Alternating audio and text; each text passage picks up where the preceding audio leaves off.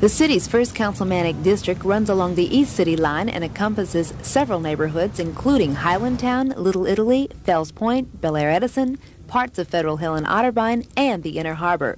It's a territory where traditionally machine politics have dominated. This year, two machines that often spar with each other have agreed to link up and support a joint ticket. One of those machines is headed by Councilman Dominic Mimi DePietro and the other by Councilman John Schaefer. Their ticket is being called the proven Democratic ticket. It also supports the third incumbent, Donald Hammond. But their partnership has proven to be shaky. DePietro, always the highest vote getter and the man with the biggest campaign chest in the district, says if either of his council colleagues try to single shoot for votes, he'll take action. They do leave, it's their funeral. All right, I'm going to be giving them a fair warning. I hope you advertise this one, because I'm going to find out election day. You know, and I got money to burn. I can put men on every precinct. If I see one false move, that guy that makes it, I'm going to knock him off. In the primary race, the three incumbents face 10 opponents, and political observers give at least two of those challengers a fighting chance. They are 32-year-old Highlandtown attorney Ben Neal and 30-year-old Frederick Broccolino, who resigned his city job as a pretrial investigator to run. Both are young, energetic, and have high name recognition in the district after running for the House of Delegates last year. Both are campaigning hard, but with different campaign styles. Broccolino is counting on help from friends of his father, a former judge. He's not harshly criticizing the incumbents. For one thing, I'm going to be a full-time councilman, and I think with my age and energy, I think that I could do a lot better than some of the people that are in. Neal is ready to take on all the incumbents, even the popular Mimi DePietro. I think that they need an alternative because the incumbents have failed to address issues that impact on people every single day. Among the other candidates, all of whose names you see here, there is one black candidate, Gerard Willis, but he's not given much of a shot, partly because there are few registered black voters in the first. Also, he has not received a lot of support from the city's other black politicians, and his campaign has not been a strong one. But come September, it looks like the bickering between the machines here, combined with the vigorous efforts by some of these newcomers, could lead to an upset in the first. Joyce Jefferson, News Scene 2. Baltimore's 2nd District is one of two inner-city districts. It is almost 70% black. It includes middle-income and poor black neighborhoods in East Baltimore and the trendy wealth of Bolton Hill. For years, it was served by the only black-white coalition on the council, which included Mary Pat Clark and Dew Burns. But they are now fighting each other for city council president, and a new coalition is running. Tony Ambridge is a Charles Village restaurant owner and the candidate of Clark's political club. He's running with Carl Stokes, the owner of a clothing store, and incumbent Edwin Johnson, a former auto worker who was appointed to the council 7 months ago, succeeding Nathan Irby. The other incumbent is Nathaniel McFadden, a Dew Burns supporter who was appointed to Burns' old seat. McFadden was among the council leaders in the redistricting and cable TV votes. McFadden's running mates are Paula Johnson, a community worker who once worked in the mayor's office, and Curtis Chapman, a retired firefighter who was also president of his community corporation. There are also a number of independents in this race. Ralph Moore, a well-known community activist with the St. Ambrose Housing Center, Annie Chambers, another activist and a welfare mother with 19 children, and George Bunton, who directed a program in Druid Heights that trained unemployed people to fix up rundown houses. All told, there are 22 people running for the 3 council seats in the 2nd District, more candidates than in any other council district. Kevin Brown, News Scene 2. There's a hot race going on here in the 3rd District. One of the City Council incumbents, Mary Fitzgerald, is not running for re-election. So there will be at least one new council member from this part of Baltimore. 12 Democrats are vying for council positions in the 3rd District, which encompasses a lot of neighborhoods in the city's northeast corner, including Govans, Hamilton, Homeland, Northwood, Sedonia, Chinkapin Park, and Wilson Park. Memorial Stadium, Morgan University, Loyola, and Notre Dame colleges are also located in the 3rd. Most of the candidates showed up last night for a candidates' night in Rosemont, where voters endured sweltering temperatures to hear what they had to say. A number of the challengers appear to have joined forces to attack the ticket of incumbents, Frank Gallagher and Mike Kern and their chosen running mate, Joseph Jody Landers. Landers is the former director of the Harbell Community Organization. He's run independently of Gallagher and Kern several times for public office. If somebody starts knocking on your door, calling you up and telling you got to vote for the team, because if you don't vote for the team, the incumbent ticket, you're going to end up with somebody else, don't listen to them. Among those taking shots at the team now in office are two former office holders, Patrick Duffy, who lost his job as Register of Wills in the last election, and Andrew Burns, who lost his seat as a state delegate. Gallagher's been in the city council for 24 years. Kern's been in for 7 years, and his family behind him probably 30 years. And I've been conducting a door-to-door campaign in this district since April the 5th. And the response I get, most of the people don't even know their names, showing a complete lack of constituent service on their part. Gallagher's response to that criticism: but you got to recognize that this is pure political rhetoric. These are people who are not in, would like to get elected, and this ticket has been so strong, so much has been accomplished, that you have to find something to criticize, even if you have to imagine it. So far, there's been no black council member from the 3rd, an area where the black population has now reached 31%. This year, there are several black candidates, including attorney Kenneth Montague. His key concern is improving the city's school system to keep Baltimoreans from leaving the city. One of the major causes of that loss of population is the school system. And the thing is, we're losing middle-income, middle-class people to the county. Those are taxpayers, they're homeowners. And so when we lose them, we lose money that could be going into the city coffers to finance other programs. Montague, too, has run for office before. He received a large number of votes when he challenged Senator Julian Lapidus, but not enough to win. Joyce Jefferson, News Scene 2. The city's 4th district lies in the heart of West Baltimore. The electorate is 90% black, the highest concentration of blacks than any other councilmanic district. Many are moderate income families, but many others are poor. So I think out of that type of, economic mix, there has to be a thrust towards whole community that is interdependent. Daki Napata is one of the people vying for a city council seat from the 4th. There are 3 seats up for grabs. 2 are held by incumbents Kwase Nfume and Michael Mitchell. The last was vacated by Victorine Adams. She wants neighborhood activist Agnes Welch to fill it. I think the woman needs to be there, and I would like to be that woman. There are 5 women in this race, including businesswoman Willa Bland. As we're looking at neighborhood rehabilitation, we have to be concerned with the people rehabilitation as well. And community organizer Arlene Fisher. I grew up in this community, and I'm aware of a lot of the problems. And I feel that my skills as a social worker, as a community organizer, and as an administrator will help me to end this job. There are 16 candidates in this particular race. The 4th district is, for the most part, economically depressed, and all of the candidates voice the same concerns about problems facing the community: the high crime rate, the lack of jobs, the few dollars spent on education, the need for better housing. Housing is a big problem because we have over 40,000 people who are waiting to get into public housing. There's been an abandonment of public education from the national level all the way to the local level. Councilman Kwase Nfume, one of the more articulate and outspoken members, endorses Bobby Cheek's bid for the vacant council post, a man known for grassroots activism.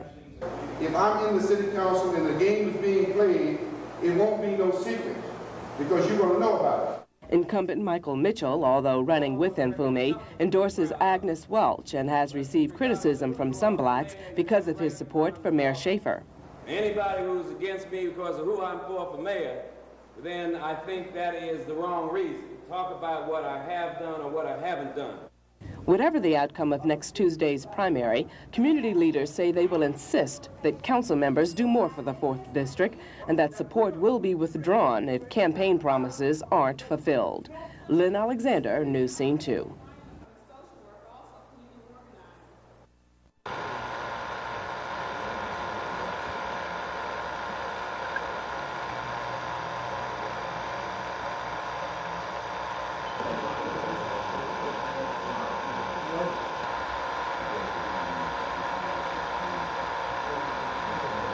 This isn't entirely new. They did that at the Fairchild plant. I think that's important to notice, that they did go in immediately and meet with the employees.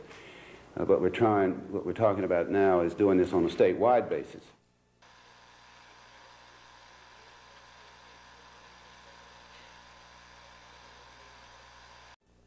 The 5th District is an inverted L in the northwest section of the city and is bordered on two sides by the city line. The district is one of the largest and one of the most diverse in the city of Baltimore. The people who live here range from being very poor to being very rich. 2/3 of the population is black, and there is a large concentration of Jewish residents in the extreme northwest communities of Upper Park Heights, Mount Washington, and Pimlico. But there are also the blue-collar workers of Hamden and the socially affluent of Roland Park. That is, in fact, the big challenge, that you have three very strong incumbents that represent a very diverse district.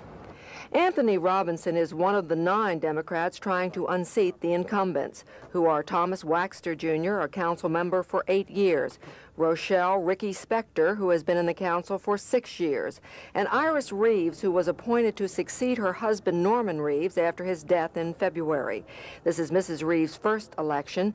Iris Reeves was nominated to fill her husband's seat by the other incumbents, Waxter and Spector, but she chose not to join them on a team ticket. With the kinds of friends that I have in the black, white, and Jewish community, it would just be more practical for me to run independently. Anthony Robinson has a well-organized campaign and the backing and support of prominent blacks such as Congressman Parren Mitchell and State Senator Clarence Blount. Robinson thinks color will play an important part in the councilmanic race in the 5th District.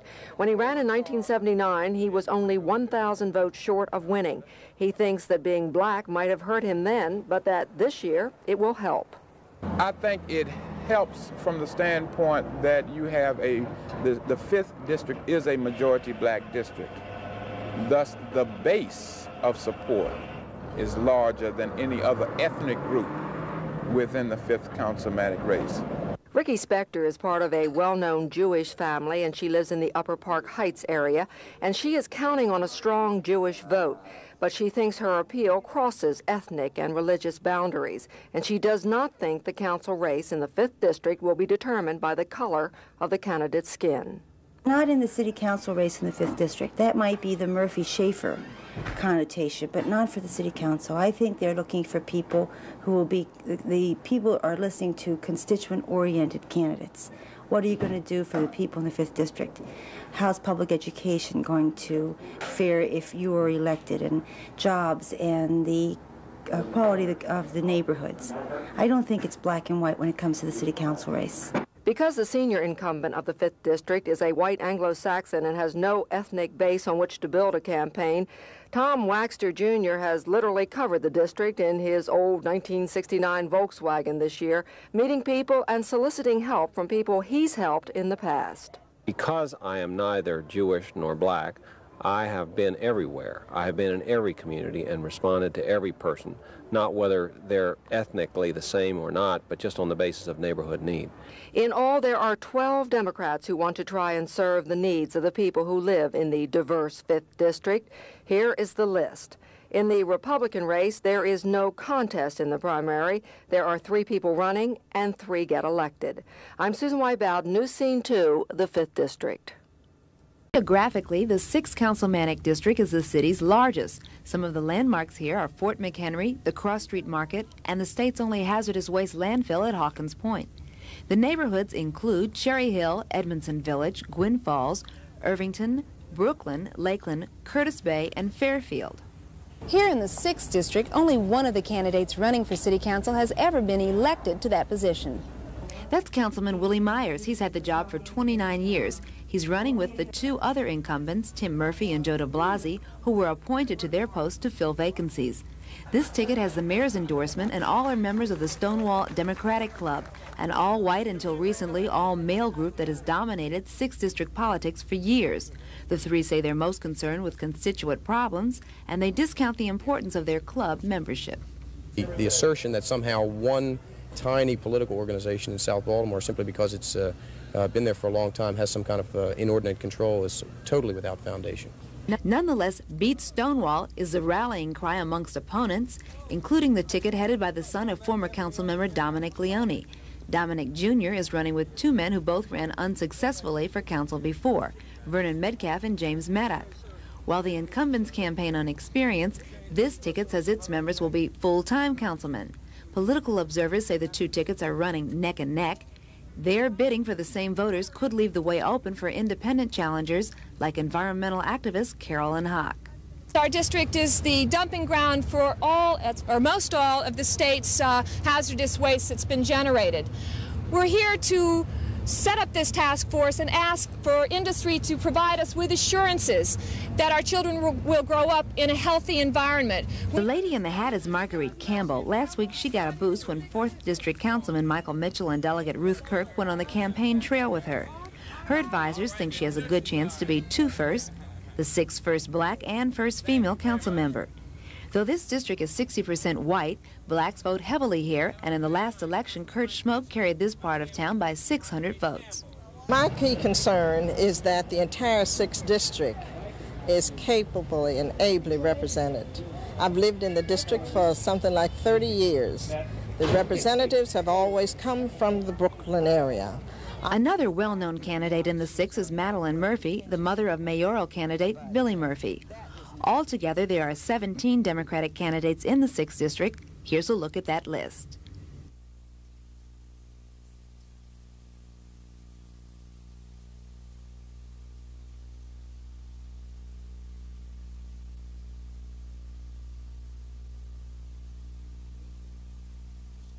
Joyce Jefferson, News Scene 2.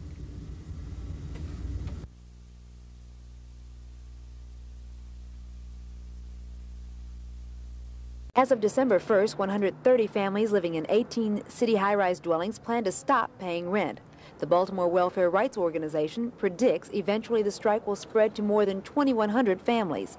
Right now, the first group of families has filled out fire safety and building code violation complaints, which have been sent to the City Housing Authority. Complaints they say can't be rectified before December 1st. Complaints they feel, in fact, can never be rectified, largely because of the pervasive vandalism that plagues the high-rises. The group is hoping the city rent court will approve their plan to set up a rent escrow account while the complaints are investigated. Members of the Welfare Rights Organization say if the rent court does not uphold their right to a legal rent strike, they'll go ahead with an illegal rent strike. And what then, they say, would the city do? Throw hundreds of families out in the snow for not paying rent? At that point, the group says it's ready to face city police if the city attempts to go through with an eviction procedure. In the meantime, the real aim of this tactic is to pressure the city into finding alternative housing for these families. Their suggestion is that the city rehabilitate some 1,500 vacant homes for the families. They feel the money can be diverted from other city projects. Rather than, I think there's a proposal to put $26 million in some enterprise in a harbor, I think, as a means of expanding or renovating the aquarium or something like that. We're saying this is a greater priority. The response to this today from Housing Commissioner Jay Brody came through his press aide. He acknowledged the complaints received and stated the city plans to continue its policy of working out problems with the public housing residents. Joyce Jefferson, News Scene 2.